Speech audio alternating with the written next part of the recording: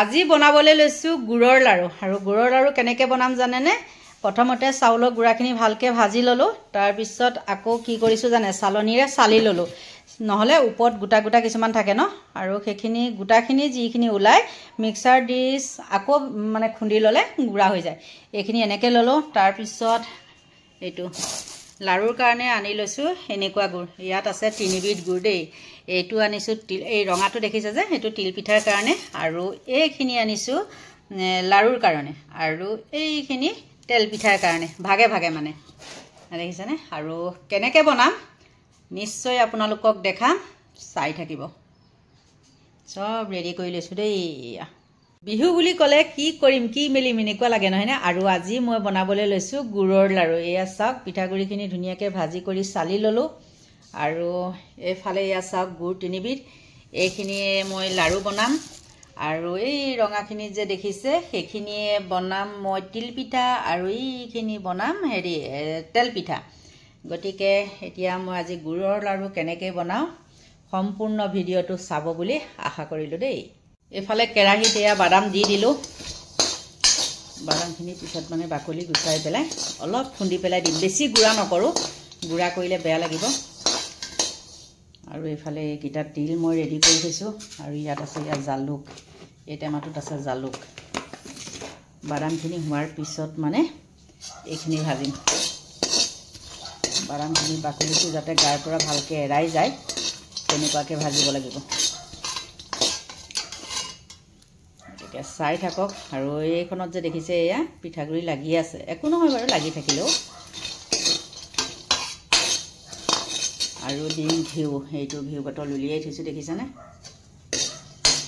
ইফালে বাদাম ভজা হৈ গ'ল আৰু দি দিলোঁ কেৰাহীত এইটো তিল আগতে মাহঁতে কয় যেতিয়া তিল ভাজিবি তেতিয়া যদি কেৰাহীত বেছিকৈ ফুটে তেতিয়া জানিবি যে তিলখিনি ভজা হৈ গৈছে তিল দিলে মানে গোন্ধটো বেছি ভাল আহে আৰু সেইটো কাৰণে দিছোঁ পিঠাগুড়ি তাৰ পৰা এৰাই গৈছে একো নাই বাৰু বাকলিখিনি এৰুৱাই দিম তিলৰ যিহেতু এৰাই যাব গোটেইখিনি এৰুৱাব নোৱাৰোঁ এটা দুটা ক'লা ক'লা থাকিবই আৰু তেনেকুৱা হ'লে লাড়ুবিলাক ভাল লাগে একে চফেদ বগা হ'লেও ভাল নালাগে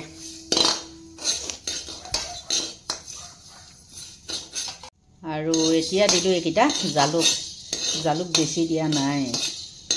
জ্বলা হ'ব পাৰে আকৌ সৰু ল'ৰা ছোৱালীও কিছুমানে খাবলৈ আহিব ন বিহু খাবলৈ আহিলে বেয়া পাব নহয় আকৌ জ্বলা হ'লে বেছি গতিকে কমাই দিছোঁ যাতে গোন্ধটোহে হয়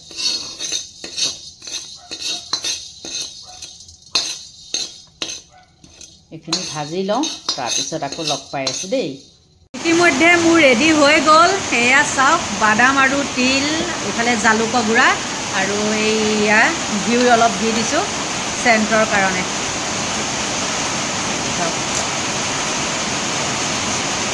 ইতিমধ্যে এয়া চাওক গুড় দি দিলোঁ দেখিছে নহয় 1 কিলো গুড় হয় দেই এয়া আৰু এইখিনি এতিয়া বাকলি গুচাই ল'ব লাগিব এয়া চব ৰেডি কৰি লৈছোঁ চাওক তাৰপিছত আকৌ যেতিয়া এইখিনি হ'ব তেতিয়া মই লগ পাই আছোঁ দেই কাৰণ গুড় হেৰি কৰি থাকোঁতে মানে অলপ ভয় লাগে কেনেবাকৈ চিটিকি পৰে বুলি ইতিমধ্যে গুড় লৰো এয়া পাক আহি গৈছে দেই গুড় বুলি ক'লে কিছুমানে বুজিও নাপায় বাৰু আমি মিঠৈ বুলিয়ে কওঁ এইটো চাইডেহে গুৱাহাটীত আহি পেলাই এইটো গুড়টো শিকি লৈছোঁ সি জানেনে আৰু মোৰ এইটো লৰাবলৈ বহুত ভয় লাগে কাৰণ মোৰ লগত একেলগে পঢ়া এজনী ছোৱালীৰ ককায়েকৰ এনেকৈ মানে আগতে কুঁহিয়া খেতি কৰে ন তেহেঁতৰ তাত কুঁহিয়া খালত এনেকৈ গৰম গুড় মানে হাতটো সোমাই পেলাই লদা হৈ গ'ল আৰু লাইফ টাইম সি মানে সেই হাতটো ভাল কৰিব নোৱাৰিলে আৰু সেইটো কাৰণে মোৰ বহুত ভয় লাগে আৰু মোৰো এই চপৰা আছেগৈ আৰু যেহেতু এইখিনি হ'ল 1 কেজি চাওক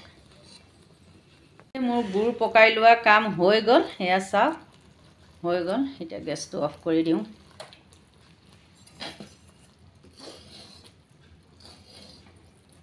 চাওক মোৰ গুড় পগাই হৈ গ'ল আৰু ইয়াত এতিয়া দি ল'লোঁ মই বাদাম আৰু তিল ভজা তিল দেই তিল এনেকৈ লিখোঁ বাদামখিনি একে গুড়া কৰি দিয়া নাই মানে গুড়া কৰি দিলে ভাল নালাগে এটা দুটা মানে হেৰি হ'লে ভাল লাগে দাঁতত বাজিলে ভাল লাগে সেইটো কাৰণে এনেকৈ থৈছোঁ এতিয়া বনাওঁ চাব দেই কেনেকৈ বনাওঁ মই এই দেখিলেনে মোৰ লাড়ু হৈ গ'ল চাওক ইয়াত কি দিলোঁ গমটো পাইছে জালুক দিলোঁ বাদাম দিছোঁ ঘিউ দিছোঁ আৰু অলপ তিল ভাজি পেলাই দিছোঁ চাওক আৰু চাউন চাওক কি শব্দ এয়া ভিডিঅ'টো শেষত মই এটা কথা কওঁ কালি যেতিয়া মই লাড়ু বনাই আছিলোঁ ইভিনিং টাইমত সেইটো সময়ত মানে কি হৈছিলে কাৰেণ্টটো গুচি গ'ল আৰু সেইটো কাৰণে মানে ভিডিঅ'টো মই দুভাগ কৰিবলগীয়া হ'ল আৰু আজি ৰাতিপুৱাও অলপ কৰিবলগীয়া হৈছে সেইটো কাৰণে অলপ উলট পালট হ'ব পাৰে কাৰণ মই এইবিলাক মানে মাজত ভুল হ'লে কাটিব কৰিব তেনেকুৱা নাজানো দেই গতিকে বেয়া নাপাব দেখিলেই নহয় লাড়ুখিনি আৰু বহুত লৰালৰি হৈছে কম বাৰু কিয় লৰালৰি হৈছে